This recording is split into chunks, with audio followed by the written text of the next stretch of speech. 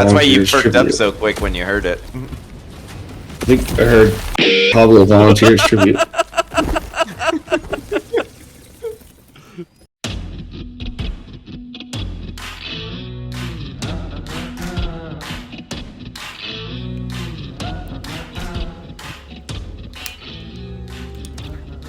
Oh man, water. It's hella good. You know what I mean? Welcome back, everybody, to another episode of the Mind of Mando. I'm your host, Armando Ortega. It's good seeing you guys again. It's been a hell of a long time, dude. Like, it's been what, over a year? Yeah, like a year or something. I think the last video I made was June of last year. Oh, dude. Let me tell you guys. A lot has happened. I say that a lot. I know I do. And everything. But I mean, like, you got to remember the amount of time in between a lot of the latest episodes.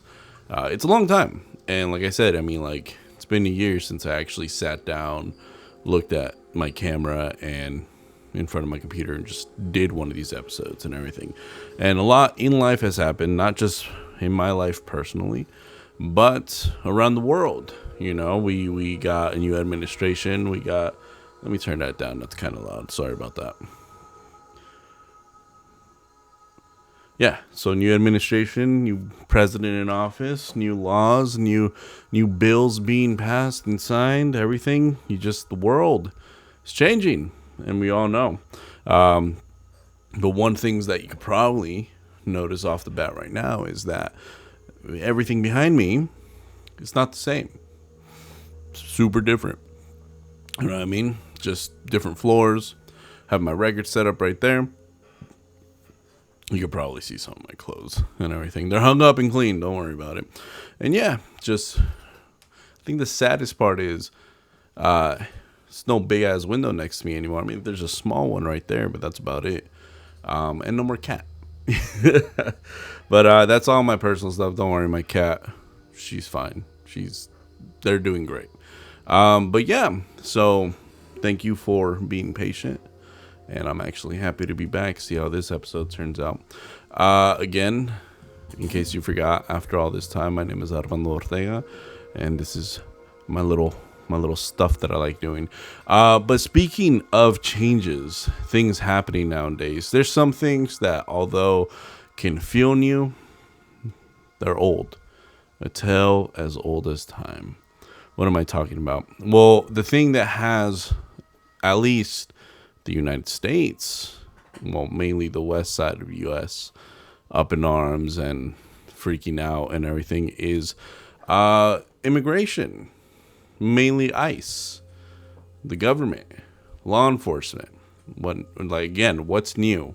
I mean, like, it's been happening for decades already, but it just revamps every couple of years. And so, what about it? Well, recently we had these protests going on in LA, the central hub of all this stuff happening. And even though LA isn't at the borderline like it is here in San Diego, it is still very, very heavily populated with a lot of Mexicans, a lot of immigrants and everything. The rest of California is too, especially San Diego. But LA is just that much higher than down here when it comes in terms of recognition and popularity. So, as you know, we got a new president. Trump's back in office. You know, a lot of the administration are Republicans now. Took a break from that horrible disaster that was the last presidency and everything. And things are essentially being brought back to how they're supposed to be. Law and order. Laws are supposed to be listened to, obeyed, and if they're broken, consequences happen. And someone needs to bring out those consequences because, you know, we all know that those breaking the laws are never going to go just like, oh, well, I need to pay my debt to society. You know, let me do what I need to do now. No, they're going to keep doing it. They're going to keep getting away with it because, you know, they were able to do it like the past 4 years. And now when there's somebody in office being like, you're not getting away with this anymore, Now here comes the waterworks, here comes the victimhood, here comes everything going on. And recently up in Los Angeles, I don't know if it's still going on, but it was going on all of last week and the week prior.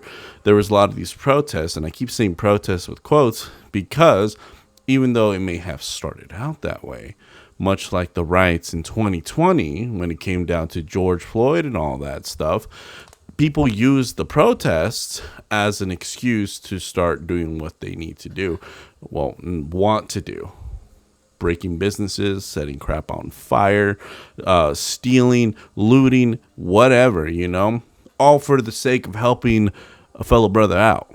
And this time was no different, Blocking I always hated blocking freeways. I always hated blocking traffic in general. Like, what are you doing?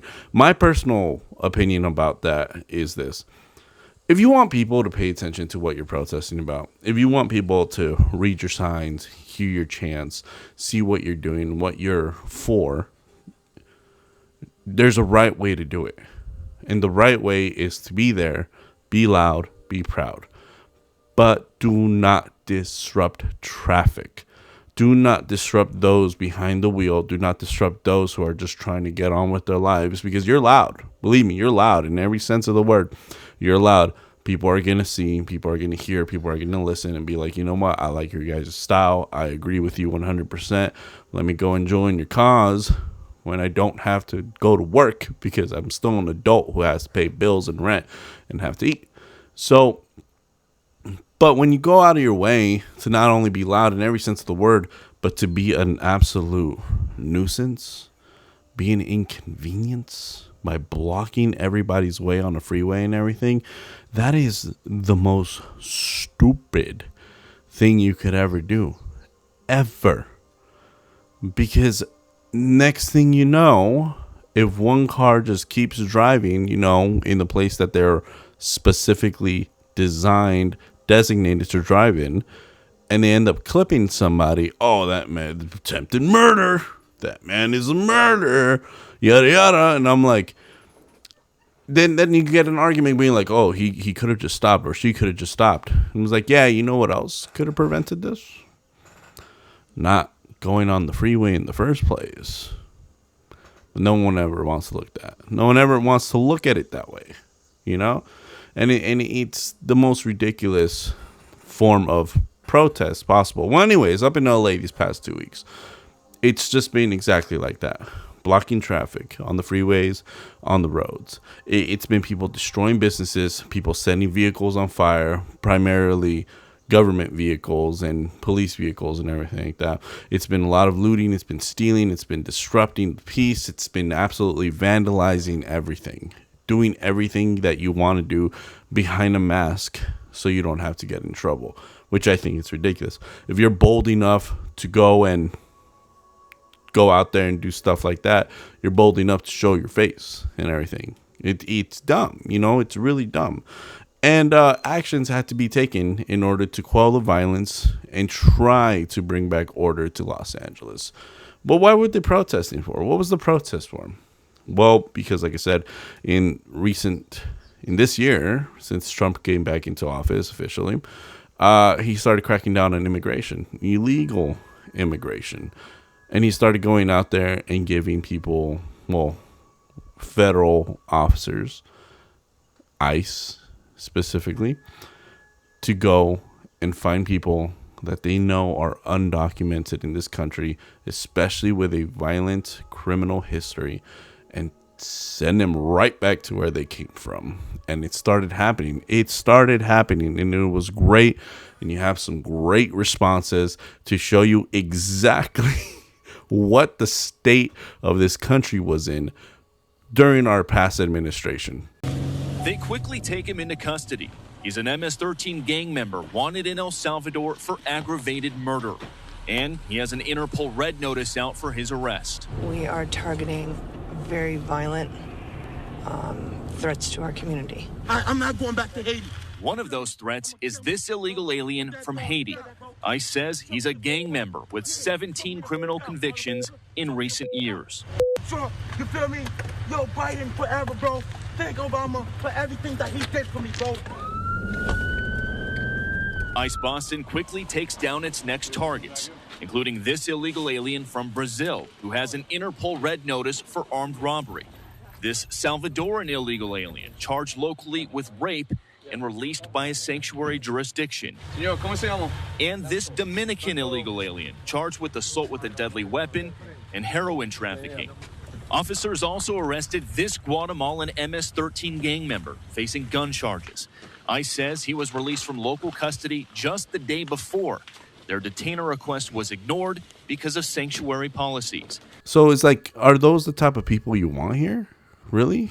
The people with that type of record? This is the people that, you know, people who are, no one's illegal, are fighting for? I wouldn't think so. I wouldn't want them. If I found out my neighbor was a human trafficker, or if I found out my neighbor was a murderer or a gang member or whatever, I wouldn't want them near me. Like, don't be near me. You're not a good person. That's it. You're not a good person. I don't care your skin. I don't care your gender. I don't care your country of origin. I don't care what you are. You are a horrible, horrible person. And the fact that you're not even supposed to be here in the first place, it's like, why are you here? Like, get out. Like, someone needs to get you out of here. And the fact that they already did that, it's incredible. It's amazing. I love it. I personally do.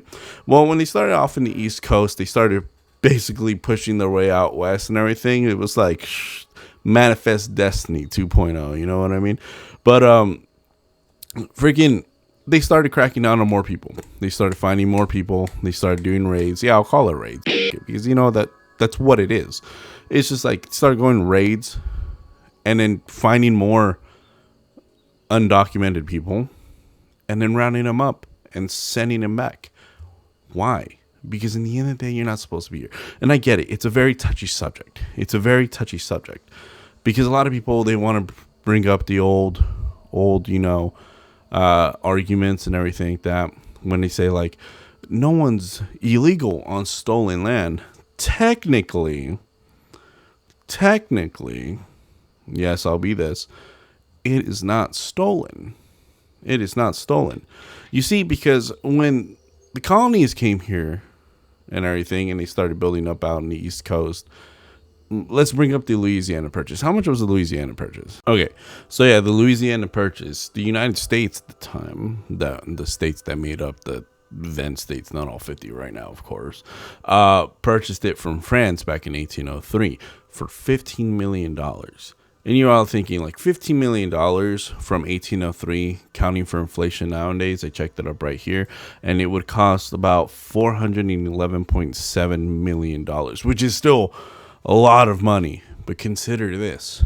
There are more multimillionaires in this country right now than we know combined and everything. I remember one time when I used to work in a hotel a couple years ago, there was an auction, a silent auction going on in just one of the rooms of the hotel.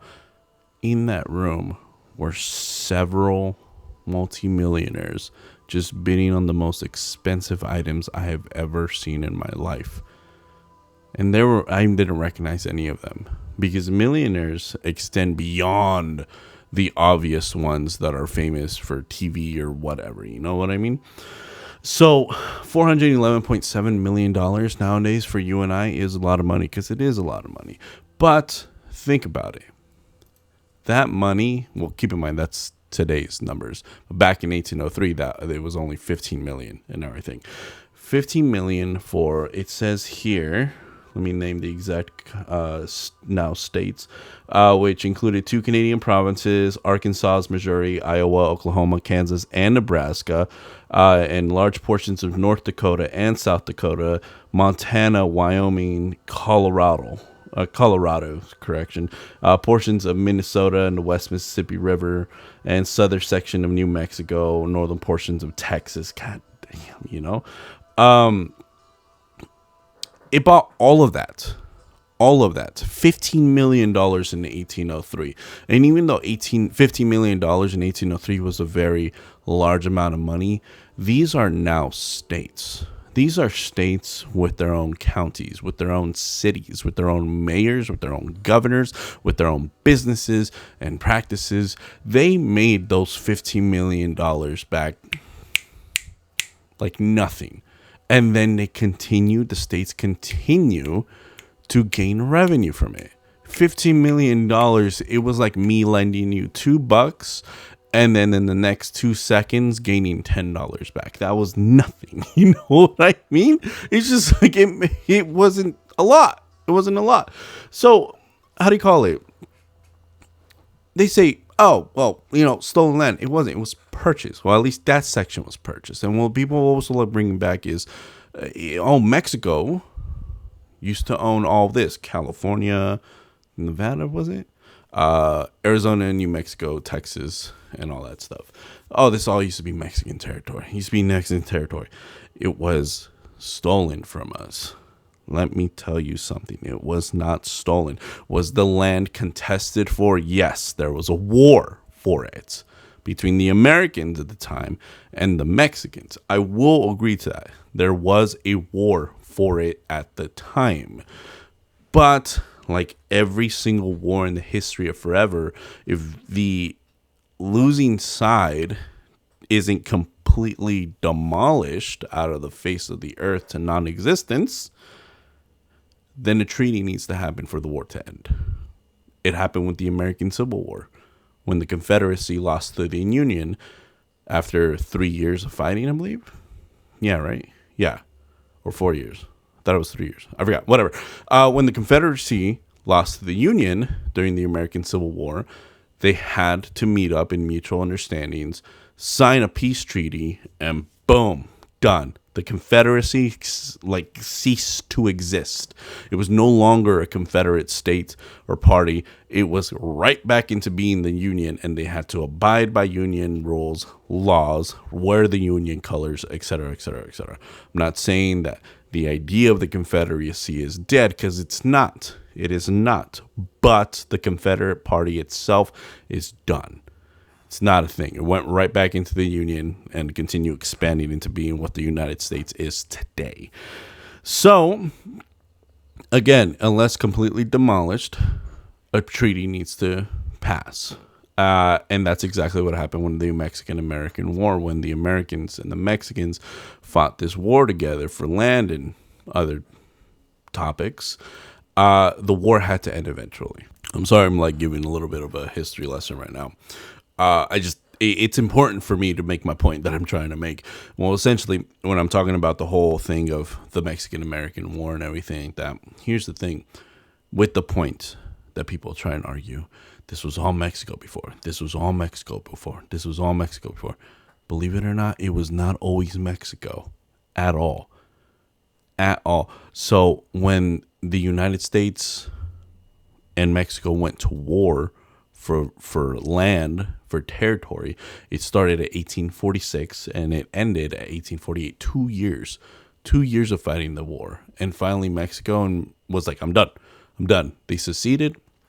A treaty was made, and they gave up a lot of territory to the United States so the U.S. can expand. It says here they gave present-day California, Nevada, Utah, parts of Arizona, New Mexico, Colorado, and Wyoming. I guess they own portions of that as well.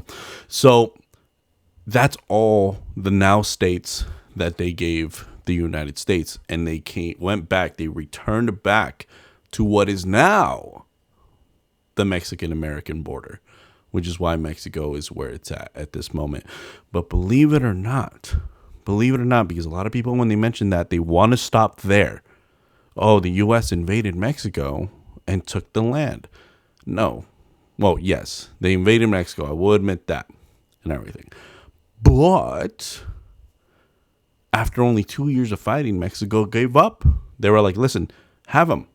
There you go. We're good. No more war. Have these territories. Have them. We're done fighting. And there we go. There we go. You might consider that stolen and everything. I consider that, hey, here's your winnings for a war that you won. You know? Oh, man, I'm going to get hate for that. But the funny part about it is that Mexico didn't always own those territories. In fact, it says right here that Mexico only owned all those territories from 1821 to 1848.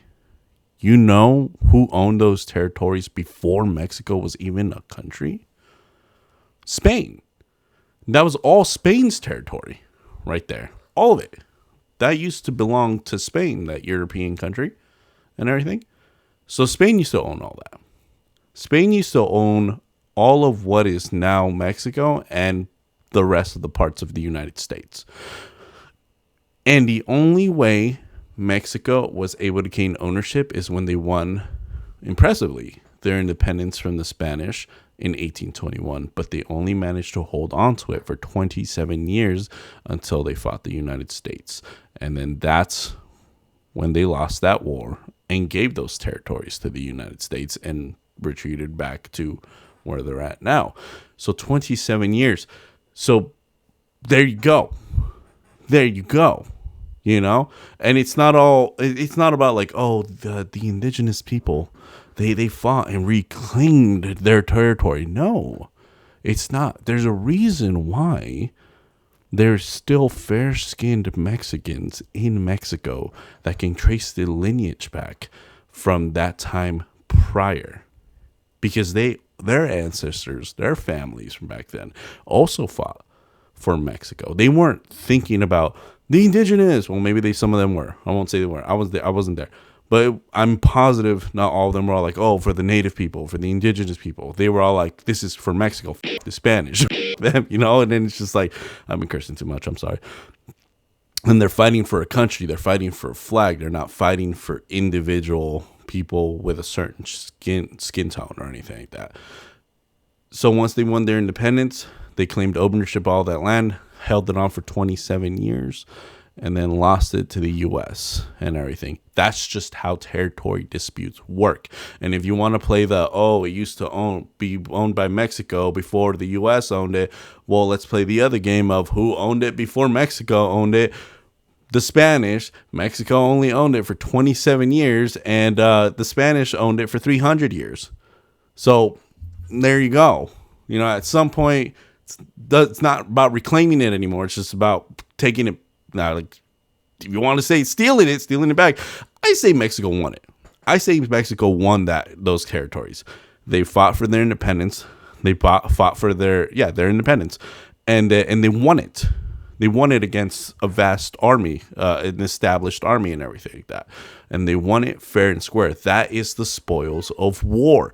You choose what you want. You want gold, you want building, you want territories. You fight a war and you win that war, boom, that is yours. And that is exactly what they did. They pushed the Spanish out and they reclaimed all this themselves. Then someone else came in and was better at war than they were. And they're all like, crap, you know what? Here you go. Passing on the spoils of war. That's just how life goes and everything. And before the Spanish were there, we all know it was the indigenous people of the area. But even they had warfare over territories. Even they had warfare over supplies, over people, over territories and their borders and everything like that. Although not set up with walls and fences like in the traditional sense, still they knew where their territory was. It wasn't just completely the same spots since the beginning of time prior to Europeans coming to the Americas. It was constantly shifting. Military and wars weren't a concept started in the 1700s or the 1800s. They have existed since time itself. That's how it always was. That's just how it always was. So we can't say stolen land. This land was won after a war was fought. You can't, because Mexico won the land after they fought their own war. And then Spain won the land after they fought their own war. And then the indigenous people won these lands after fighting their own wars. War has always existed. The shifting of territory ownership has always existed. It's always happened. That's why that argument just never, ever, really ever made sense to me. Ever. So nowadays, U.S. still has the ball. They have the ball and they're running with it. They're just running with it. And they're constantly doing things to make sure that they keep the ball. Imagine if another military superpower, or multiple of them, gang up together and do an attack on the U.S. I'm just saying if.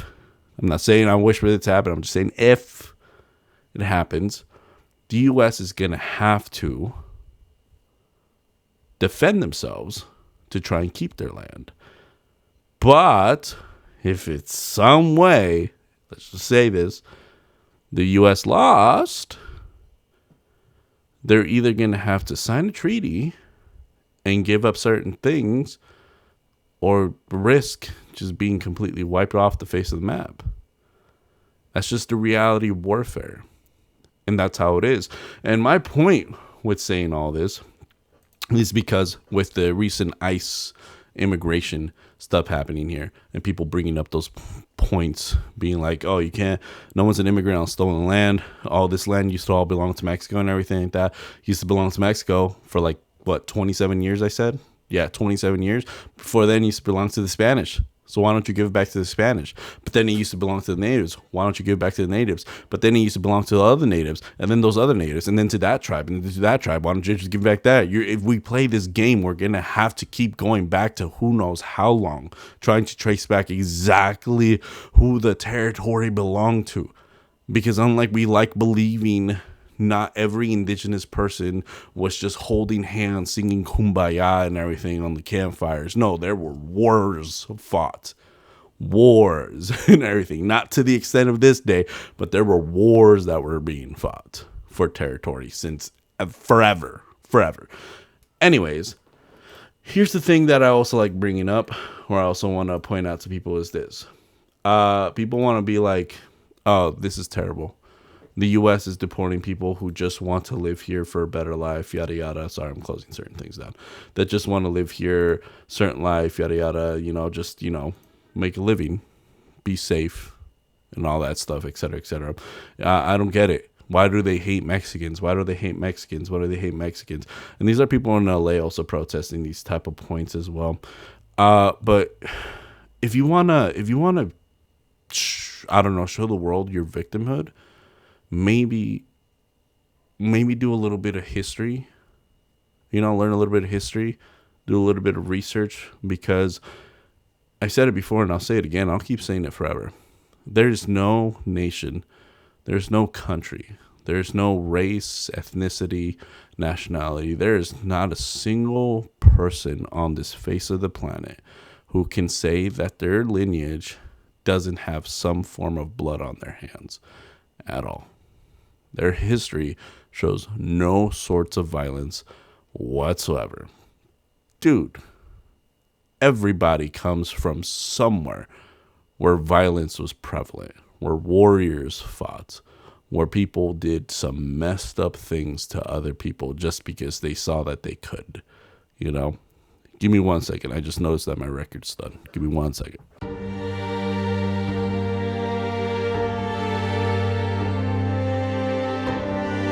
I'm back.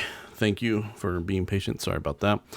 So what I was saying is nobody's history is clean. Like slavery. Think about it. A lot of people want you to believe or believe themselves that slavery was a thing that was created when the United States was getting started. When the 13 colonies were here, that's when slavery was a bad thing. No, slavery has always happened. Koreans owned slaves. Japanese owned slaves. The freaking Mongols had slaves. The Africans have slaves. The Middle Easterns had slaves. All these people have had slaves. It's just people think the United States were the ones who always had slaves because that's most recent history. We don't go back to like the BC era and think about slavery back then. We know it existed, but we don't actually think about it because that is so far back that has no relevancy to us. The United States having slaves, although it was hundreds of years ago, is still closer to us than back in those days. So that's why people tend to believe that the U.S. was the evil ones in the beginnings and still now because of that portion of history, ignoring the fact that it was the United States who began the process of abolishing slavery and actually succeeded in it.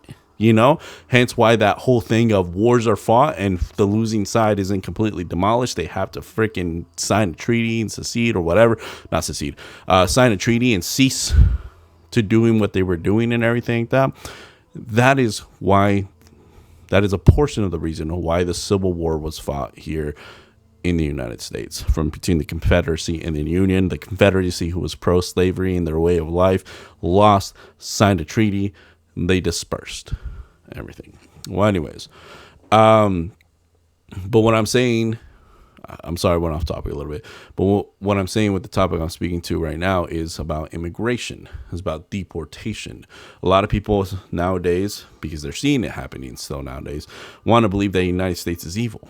The United States is evil for deporting people out of the country. From researching, finding undocumented people, illegal immigrants and everything in this country, rounding them up and sending them right back to where they came from because they didn't go through the proper steps, the proper channels to enter the country legally. Sorry about that. They believe that the U.S. is evil. Oh, monsters. Oh, evil. Oh, terrible. This, and that. But fail to actually see the fact that other countries do the same exact things. You think the United States is the only one that has a physical border on their territory? No. Other countries have physical borders around their territories. Mexico has physical borders between them and Guatemala. So it's just like, it's not a wild concept. I understand why physical borders exist, because a line needs to be drawn somewhere where it needs to be drawn. If you have a certain section in a country that has more trouble with people just going in and out whenever they please and not following the proper channels, you need to do what you need to do in order to make sure that prevent them from doing that. If you have a different area in a different part of the country where there isn't a physical border there's just an indication of where the border is at, and then the people in that area are very respectful about it and are very like, you know what, I could cross, but that's not the correct way to do it. I'm going to go through the proper channels. Then guess what? That area won't be seen as a trouble spot because they understand that people are very honest over there. People trouble here, they'll create physical borders. People don't give trouble here, they'll continue having the borders, a non-physical border right there. You know what I mean? Things aren't like cut off so abruptly like that. But Mexico has them as well. And I don't blame Mexico for having them. I don't blame Honduras or Guatemala for having them on their borders either. I don't blame any of them, because it's a necessary thing if it's necessary. And what people don't realize is, yes, with Trump back in office, ICE has been out a lot more active than they were in the past administration, gathering people up and then sending them back to their countries. But what they don't like telling you is that the people that they're fighting for kind of do the same thing. Like, look at these images. Look at these images for the protest in LA right now for anti-Mexico getting deported out of the states. Look at them. Look at all these people. You know what? Very passionate, so to speak. You know, all these people aren't even from Mexico. Majority of these people were born in the States, born and raised. A lot of them can barely even speak Spanish. The funny part is, like, even though Spanish is the official language of Mexico, it isn't the native language of Mexico. You know, they can't even speak the native language. I mean the official language of Mexico right now. And I'm not even gonna say they can't even speak the native language because, come on, I mean, that's, I don't want to say it's a dying language. It's just, yeah. Anyways, here's the funny part about the images I just showed you. A couple of those were not the same as the others. Why? I'm not going to say the resolution, but I am going to say that it is because a couple of those images weren't Mexican Americans protesting against ICE deporting Mexicans to Mexico. They were Mexicans from Mexico protesting against immigration into their country.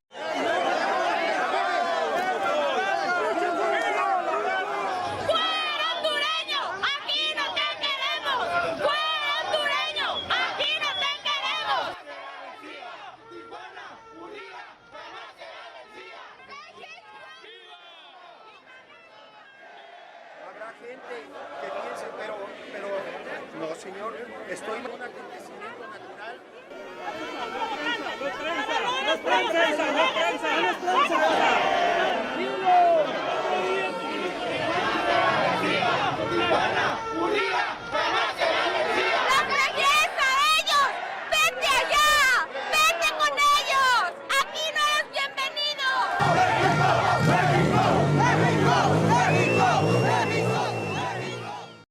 Yes, yes.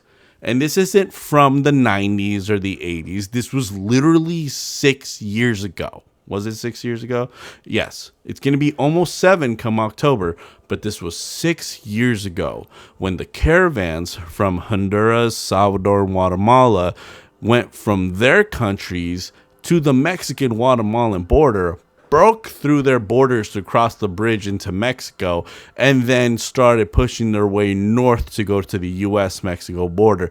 There were Mexicans protesting against them. There were Mexicans waving the Mexican flags, telling them they don't want them in their country, to go back, to go away. People started pulling up articles dictating as to why these people need to leave. Can you believe that? Can you believe that? Whoa. You're telling me. You're telling me that the same things that those in LA are rioting for are the same exact things, like rioting against correction and everything, is the same thing that people in Mexico, actual Mexicans, were doing against the Central Americans. Hold on, they're all people in LA are like, whoa, there's a lot of hate here. It's like, we don't like people who want those to go back to their country. Everybody should be welcome here. But yet, actual Mexicans were out there being like, don't come to my country. You're not welcome to my country. Why? Because you bring nothing but violence. You're criminals, yada, yada, this and that. Donald Trump tenía la razón. Es una invasión. Lo que dijo Donald Trump es verdad. Es una invasión. Esto es lo que es. Y vienen más disque caravanas. Y solamente son terroristas. Esos son lo que son. Abran los ojos, México.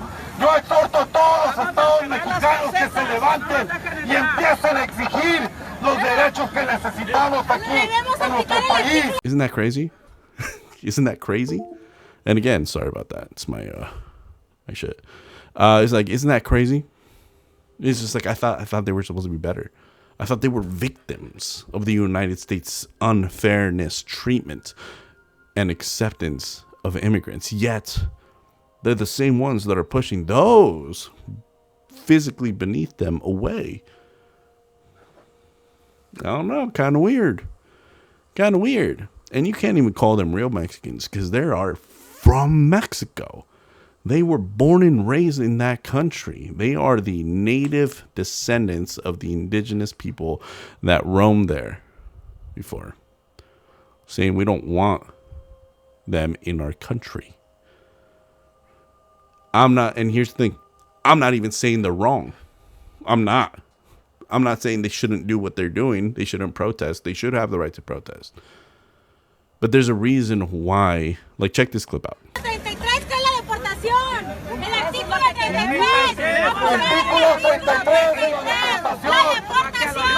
So as you see there, this man was speaking. Suddenly this woman kept screaming out, Article 33. Article 33. What is Article 33?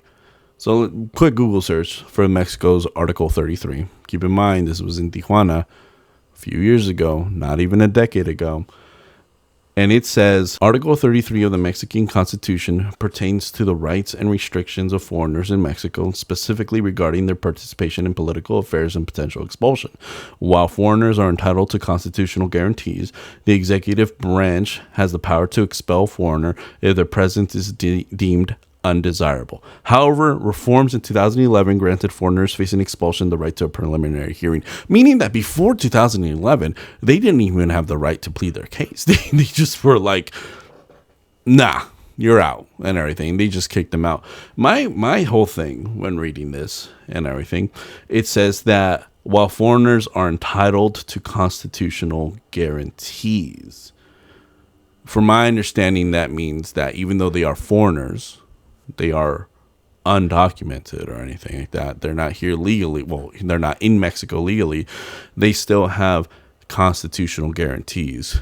In the United States, very similar thing happens. Back in the day when, the U.S. first started being a thing and everything, people who weren't from the States, people who weren't United States citizens, were not allowed the same rights as U.S. citizens. But as time changed, foreigners, undocumented people, as long as they were in the country, are given the same rights as U.S. citizens. So they have the right to remain silent. They have rights to unlawful searches and seizures. They have the right to free speech, despite not being a U.S. citizen, despite being in the country illegally. That's what it says, while foreigners are entitled to constitutional guarantees. This is from the Mexican Constitution.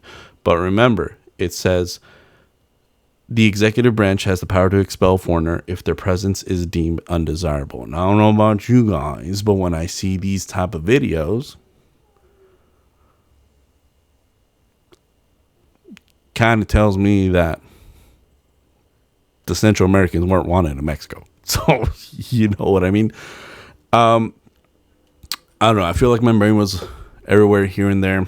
But my point is, I'm going to try and make the point right now, is that I feel like these riots in LA happened because people just want an excuse to mess stuff up.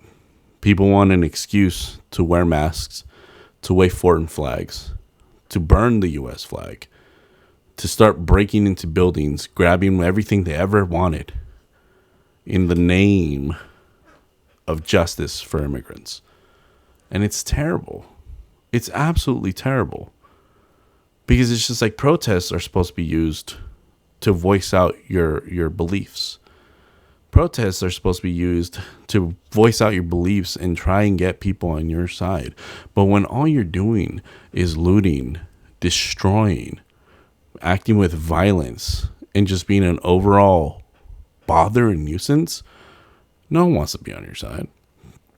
Correction. No one rational who has a job and responsibilities and is a law-abiding citizen wants to be in your side. It's terrible. And as for the U.S. flag burning, why? Why are you waving a foreign flag while burning the U.S. flag? All for you to fight for your right or the rights of others to stay in the country whose flag you're burning and not be sent back to the country whose flag you're waving. Why? That makes no sense. 0 sense. If you are waving a foreign flag because you love that place so much, then go there. That's the beauty of the United States of America. If you don't want to be here anymore, you don't have to be. You can go. If you want to be here, you can come back. That's the incredibly beautiful part. And even though a lot of people have different opinions about flag burning the United States flag, the fact that it is completely legal to do so is incredible. Because I'm going to tell you this. Go down to Mexico. And I'm not talking about staying the border of TJ and in the United States. No, I'm talking about go to Mexico, dude. Go down to Mexico. Go to central Mexico. Go to southern Mexico. Go to all this stuff where Mexican pride is strong. Mexican pride is powerful. Grab the Mexican flag, one hand. Grab a megaphone in the other hand. And throw in the middle of a populated area. Throw your Mexican flag on the floor. Stomp on it. Piss on it. Light it on fire while waving the U.S. flag and chanting "Death to Mexico. Live United States." Do that. You won't do it. Why? Because you know that if the police don't get to you first, you will die. You know, you will be beaten to death. You will be absolutely tortured and executed by the people there, not even officials, because that is a blasphemy to them. How are you going to go to a country that you claim you hate, disrespect it everywhere, and the flag that represents them, and not expect them to retaliate against you for it? How do you believe that's happening? That's like going to Iran right now, waving the Israeli flag and yell like, "Oh, Iran sucks. Live Israel." It's not going to end well. You know it's not. Because that is not something you can do in these countries. That's why you do it here in the States. That's why you want to stay here in the States, because freedom of speech. You can burn the flag. You could say death to the United States or down with the United States. You could say live Mexico, live Israel, whatever. And you won't be arrested. You won't be arrested. And it's like, you don't realize that. A lot of people don't realize that. You are afforded that right here in this country. And you don't want to leave despite hating the country. And on top of that, it's like, you have no worries here at all. Like I myself, I can go out and I could be like wearing a cape of the Guatemalan flag. I'm not going to do that though. Be wearing a cape of the Guatemalan flag. I'm not going to die. I'm not going to be arrested. Nothing's going to happen to me. Because that's the right that I'm afforded in this country. If I try to do it in any other country, I get my crap kicked in. So it's like that's the beauty of the States. That's the beauty of the States. And another thing, a lot of people say like, oh, the United States isn't the best country in the world. I'm not saying it's the best country in the world. But I mean, like, when I think about it and I come to the realization that the United States is the only country that people can say they hate, that they despise, and they wish wasn't a country anymore, but they still refuse to leave it. I mean, that kind of convinces me that it is the best country so far. Even in Europe, dude, even in Europe, they have immigration. Yeah, Europe is very small. We all make fun of it and everything because it's so small. But in Europe, if you're from like Germany and you go to Switzerland and everything, and you stay there, and they find out that you're not from Switzerland, they're gonna take your ass back to Germany. Yeah, it's not gonna be a big ass flight or anything like that. It's very close. But you're still going to be deported back. It's kind of weird to think that white Europeans deport other white Europeans, but that's the truth. That's the thing. You know what I mean? We live in such a little bubble over here. We only think about us, which, you know, I don't fault that. But we fail to realize sometimes that other countries do it amongst themselves. You can't be from one European country, live in another European country without going through their proper channels and expect to be given the right to stay there. No, you can't do that. You can't do that. It's ridiculous. This whole thing is ridiculous. I believe in protesting, and there has been cases of peaceful protesting for this thing. Like it happened here in San Diego like the other week. Peaceful freaking protest. Just marching down the roads, waving. I still don't agree with the foreign flags, but whatever. You know, that's why it's your right. That's the beautiful part. We don't have to agree on it, yet you can still do it if you want, and no one's gonna do anything against it. And you just keep going. You didn't break stores. You didn't vandalize property. You didn't do any of this stuff. Perfect. Peaceful protest. Yet LA, they want to set crap on fire and then be like, oh, I don't get it, why the U.S. hates us. You know what, man? You're not helping your case. If anything, you're hurting your case more than anything. And that's horrible. But I feel like this episode was me being hella rusty. Hopefully I get back in the groove of things. I'm trying to do more. I always say that. I know I do. Everything, like I said, for me personally has changed, has been turned upside down, then right side up again. And things are finally falling into place the way I wanted them to always be. So hopefully this is, I don't know. Hopefully this one proves to be pretty solid and everything. Well, I guess I'm going to end it here. I have work in like 2 hours or whatever. And I'm going to try and edit as much as possible because I have work tomorrow morning as well. So, anyways, guys, thank you for joining me again for another episode of the Mind of Mando. I hope you guys continue to have a wonderful, wonderful day. Look both ways before you cross the street. And I'll catch you guys next time.